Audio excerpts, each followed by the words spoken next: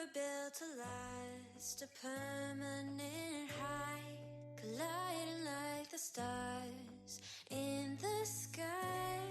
And I give you my all, but now. Hey Breezers, oh my gosh, Foodie just uploaded a vlog. It is titled, what is it titled? My Travel Experience as a Fat Canadian, going to Kuwait.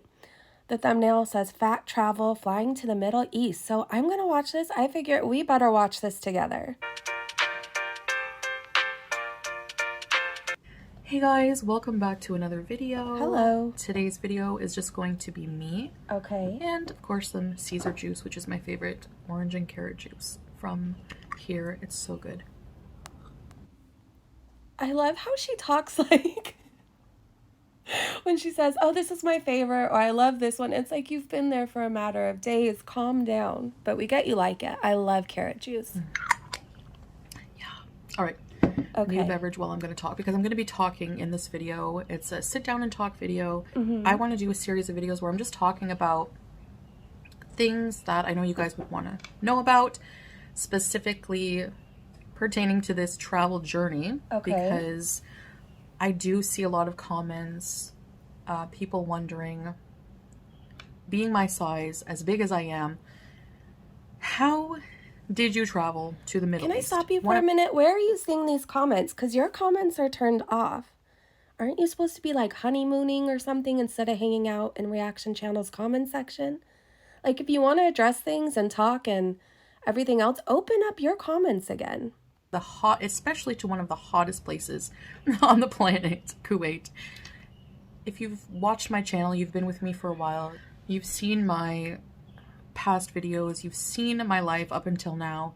So especially somebody like me, it's very shocking for someone like me to do something like that. Mm-hmm. I just want to say that I think this is a lesson that I don't think that people really understand, that what people show you online is just what they show you online. I don't think that people really understand fully everything that's going on inside of me. And that's, you're not meant. Okay, Foodie.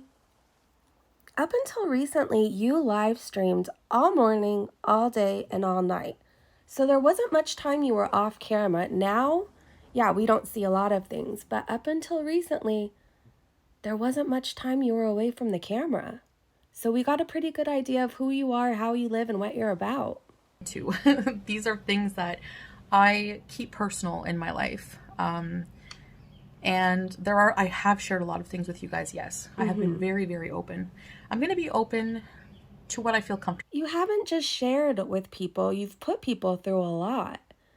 And then suddenly it's, you guys don't know what's going on. My comments are off. I don't care what anybody has to say. But actually, I really do. Because again, I'm hanging out in comment sections on reaction channels to find out what people are saying about me. With being open with. So anyway, my point with all that was... What was your point? I think that people don't really fully know me. They don't really know that I have this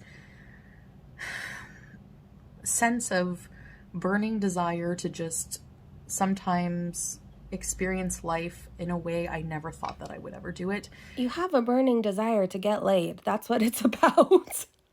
Let's just be honest. And that's how I like to live my life, kind of spontaneously, just, you know, just crazy life. I love it. I love having a crazy life.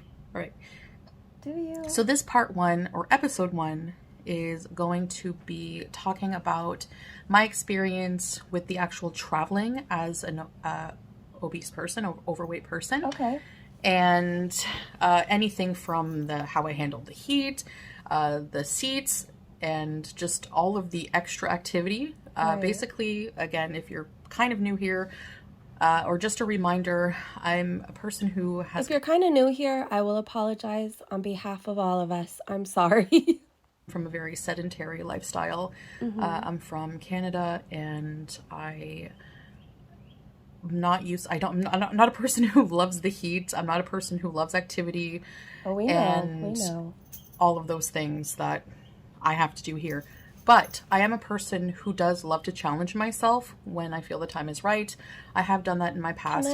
Can I correct you? I think you like to challenge other people. If people say like, oh, she's not going to do it, or she, you know, you're like, I'm going to do it no matter how wild of an idea it is. I think that's what you really do. I'll get into that now. So just a bit of a history with flying. I know that flying fat is a huge topic for people who are overweight. It's a big anxiety. Traveling when you're overweight, doing anything when you're excessively overweight is extremely difficult for a lot of people, including myself. And it makes traveling extra difficult, of course. I first went on an airplane when I was 10, and I was a pretty chubby kid, but I don't really remember the experience other than just my ears. She is still making sure that everybody and their mom can see that ring. She is making sure of it. Maybe thumbnail woohoo? I don't know. Being blocked and my mom giving me chewing gum and insisting, chew gum, your ears won't pop. Sorry, I talk a lot with my hands, I know. I'm very, very...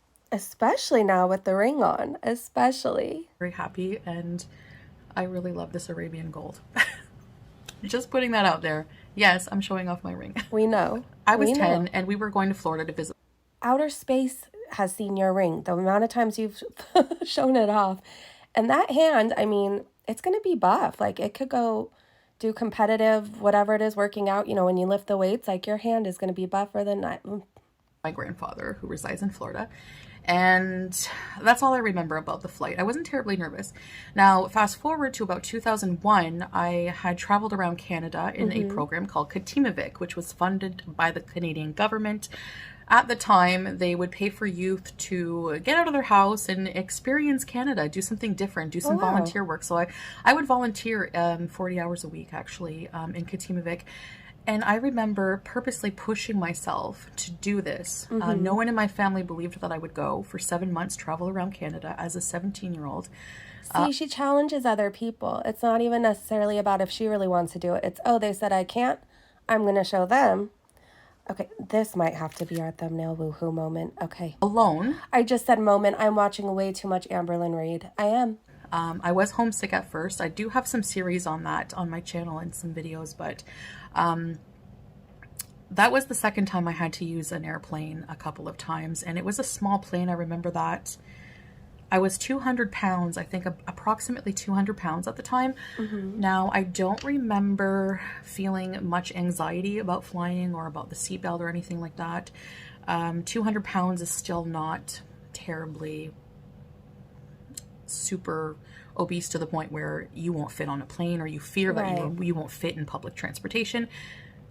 And actually, that brings me to my point where you don't actually worry about fitting anywhere until it actually happens. That dreadful, embarrassing moment. Sorry, I need some juice. The juice and the pickles here. And the pickles. Top-notch. So over the years, my weight increased over the years. And it got to the weight that it was, which was very excessive, especially for health and everything else like that. You guys know I'm a person who's all about body positivity, loving who you are regardless of your shape, size. I have a quick question, and I'm not even trying to be mean. Didn't you just put up a community post talking about how, like, the past doesn't even matter at all?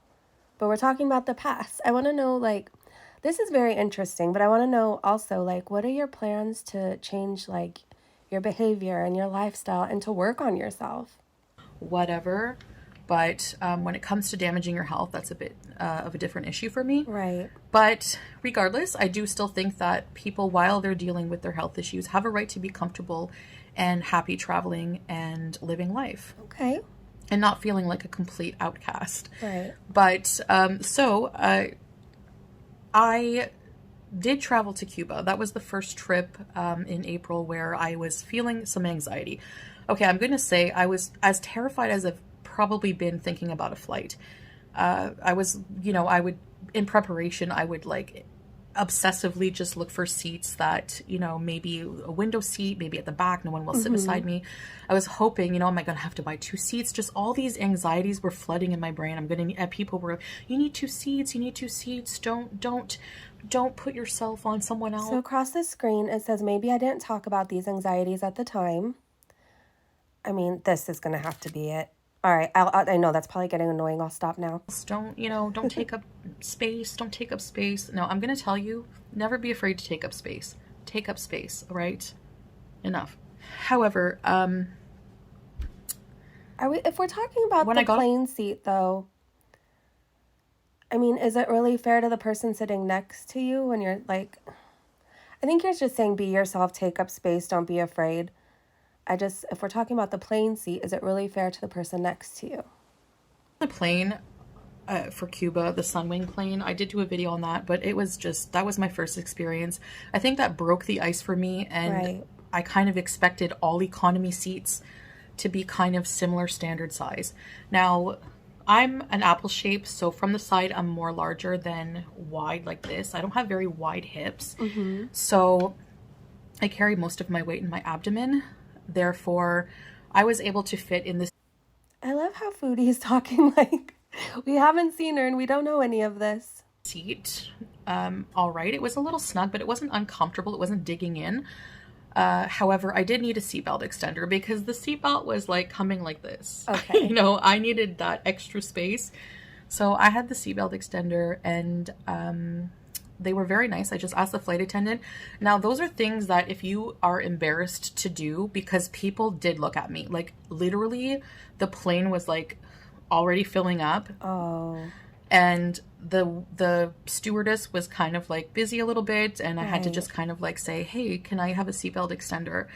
And everyone watched me ask her, like everyone. So, and that to me, honestly, I guess I'm just lucky. I just don't place. I've learned over the years, I guess it's taken a bit of mental work, I guess, but I've just always just never really cared too much about what people think about me. I know you say that you don't care, but I just want to acknowledge that was probably really hard for you, and I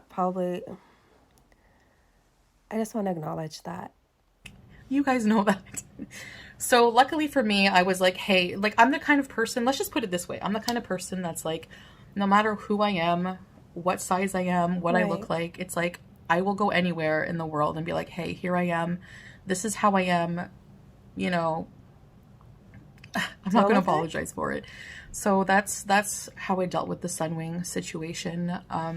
Now for this trip, specifically I flew with Qatar Airlines. I heard that it was a bit more comfortable. Maybe the seats were a bit larger. Okay. So I just figure, you know what, I'll just ask for a seatbelt extender. Those don't look larger than the other seats to me. Just to me, I don't know. It's a longer flight, but I thought, hey, I can do this. So I just have that attitude. I can do this. You can do this. You're going to do this. And I just do it. I don't know. I just do it. And I think you being stubborn helps you in a lot of ways. Does that make sense, you guys? Because I've always said that about myself, and I feel like that it applies to Foodie too. Like, I think me being so stubborn helped me a lot in my addiction and to get sober, because like I just never gave up. So in my addiction, I always knew in the back of my head eventually I wanted to get sober, and so I carried that thought with me. And in my recovery, like when things get hard and life is giving me every reason in the world to say, like when life is giving me every reason in the world to drink, I'm stubborn and I'm like, nope, I'm not going to, because I've worked too hard for my 5 years. So I'm just trying to relate. I'm not trying to take away from what she's saying. I'm just saying in a lot of ways, I think her being stubborn helps her. And maybe a part of it is just I'm kind of a bit of an adrenaline junkie a little bit, where in a sense where I like to push myself, and I find that even more now. I'm loving pushing myself even more. So what I have to say about the trip, when I got to the Montreal airport, the walking wasn't too bad. It wasn't too far. I had to walk to the check-in with Qatar Airlines in the Montreal airport. Now, leaving Canada was where all of the I need to walk everywhere happens, and things just get more harder and hotter as I travel. Right. So I got on the plane and my seat was like way at the back, and I heard someone say, in the stewardess say, like, we have a full plane. So I kind of like looked at the seat beside me and I thought, oh no, 12 hours with somebody that I don't know, and like maybe a strange person. I don't know. So, but I knew it was a possibility. So, but I had a window seat. That was the best thing for me because I love looking out the window. And of course, right at the back near the lavatory, because I want to avoid just having to walk down long aisles through people. Maybe that is a little bit of an insecurity. I don't know, but You know yeah. what? I appreciate that you're being honest about it. I really do. The lavatory, you're all wondering about the lavatory in the planes. I wasn't at all. Was anybody else wondering about the bathroom? Actually, it's actually big enough. Like the door, I thought the door was only this big, but it's actually, there's two doors like that and they fold in half. So you take the door and you just open it and it folds open, and then you close it behind you. And actually the lavatories in the Qatar Airlines bathrooms are actually really nice. They have like eau de toilette and everything. Oh, okay. They had like everything. And there was enough room. It was a little snug, but I actually had enough room to like stand up and move around and wash my hands and everything. So I was Okay, like, yes, that's good. okay. So that was good. I did actually get to check out the bathroom, because that, honestly, airplane bathrooms, this is again just one thing, if you're a bigger person you'll understand, airplane bathrooms are so tiny that yeah, it like freaked me out. I was like, oh my god, what if I get stuck, or I don't know. It was just like all these irrational thoughts. It's been so long since I've been on a plane. I get panic attacks. I've flown to Hawaii and I flew to Vegas, and it was absolutely horrible, and I was panicked the whole time. But I don't remember what the bathroom looked like. I don't think I ever think about the bathroom. It poured into my brain. I mean, but that was before I had a child. Now, if I were to fly, now I have to be super aware because I have a child of where a bathroom is anywhere. But I have to say, I don't remember what the bathrooms looked like. So, but because I was at the back near the lavatory, I actually got to talk to a lot of nice people, because I actually made friends with a nice Iranian woman, and she was waiting to use the bathroom. There was like a queue. People would queue near my seat, and I would just talk to people. Okay, So, that's cool. yay. Bathroom beezing. Bathroom So beezing. once I had my seatbelt extender in, and once I heard I was waiting nervously, looking like, okay, look, the suspense. Is somebody gonna come and sit in my seat? You know, everyone's moving down the aisles, and sure enough, finally the pilot was like, all passengers on board, and nobody was sitting beside me. So I actually didn't purchase two seats. I never purchased two seats. Okay. I'm okay with the seatbelt extender. And I actually had this seat to myself because it wasn't a full plane. So I was actually really lucky. I got to put my leg up and just rest. And I actually, one thing being bigger, and especially in the abdomen area, I find is a problem on airplanes for me, is the table tray. I'm not able to actually fully fold down the tray in front of me. It hits my stomach a little bit. Okay. So what I did was I actually just used the tray from the empty chair and just used that as my mealtime tray, which was fine. And the little toiletries kit they give you on the plane, I remember in my first vlog there was a little pouch with a whole bunch of things in it, and I didn't really know at the time what it was. So they give you like a toothbrush, toothpaste, they give you a pair of socks, they give you a blanket, which is in like a plastic wrapping, so a brand new blanket. I actually kept it as a souvenir. Why not? And I kept the socks. Why not? Right. They give you some headphones, they give you a mask, and some earplugs. Oh, they hook you because there up. was a screaming child on board the whole time. So I actually, the earplugs, once I put the mask on, I just like I showed you in my video, I actually did doze off even without my CPAP. That's a problem because I do use a CPAP machine that I couldn't plug that in, but I didn't really need it. Okay. I was able to just doze in and off, and I knew that once I got to my destination, I would be able to sleep. I was tired though, arriving at the Hamad International Airport. You have to look this airport up if you don't believe me. So I walked around the airport for a long time. Until I finally found somebody, like it was a connecting flight, until I finally found somebody who scanned my ticket and looked up which gate I needed to go to. And they were like, you need to go to gate I think C39 or something like that. See, whatever. So then I was like, where is that? Is it far? And she's like, oh yes, miss, it's too far. You're going to need a train. So you need to go stand. There's a little location where you stand. If your gate is really far off, you need to take this train. So, or this little cart. I was gonna say, So train? this guy picked us all up You mean a golf cart? and was bringing us to the gate, and the whole way he was like, excuse me. That's why I kept putting it in my video, because the whole way, excuse me, almost running people over. Oh my gosh. And just speeding Oh, no. across the airport. hugest airport I've ever seen in my life. It's huge, huge. I think it was rated the #1 airport in the world right now. Oh. But it is, I underestimated how large it is. It's bad. So I was actually very thankful for that, because I was actually really tired and it would have been a heck of a hike with my luggage. Right. So I just, yeah, they dropped me off at my gate, and then I had to wait for a bit and took the connecting flight into Kuwait. So when I got off the plane in Kuwait, I had to, it was so hot. It was so hot. I bet. Even just being in the air-conditioned airport, I could feel like myself starting to sweat a bit.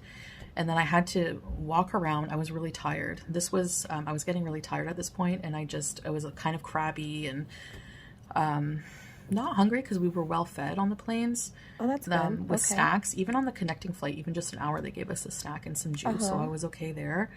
But oh my gosh, when I got to Kuwait, I just wanted to get in the car, air conditioning, and you know, get to my destination. Right. And it was so hot. Like, just the few seconds I was outside, it was so hot. It hasn't been super hot since then. It's been in the 20s, so it's not too bad. But that one day I arrived. What is in the 20s to Fahrenheit? I don't know. I'm trying to figure it out in my brain. Really hot. I was sweating buckets of sweat. Uh-oh. I was sweating a lot. It's a complete new environment for me and everything like that. So I just wanted to share a little bit with you about my experience traveling here. I know a lot of you have questions, and I hope I answered some of them for you. So in closing, I guess I can say, it was hot and hard to do. It was hard to do, to travel being so overweight, but it was worth it. And I challenged myself to do it, and I feel better having come out the other side. And furthermore, I really, really appreciate you guys coming along on this journey with me. So if that's true, turn your comments back on so people can ask you questions or comment on your videos. I thank you for watching my videos, and I'll see you in the next one. Bye, guys. Okay, these are my thoughts. This was all fine and dandy, but I want to know about them meeting for the first time. Anybody else? But it was a good video. She explained a few things that I was wondering about. I definitely wasn't curious about the bathroom, but we did talk about that. So let's have a conversation down in the comment section. I hope you guys are having a great day, great evening, wherever you are, and I will see you so soon. Bye.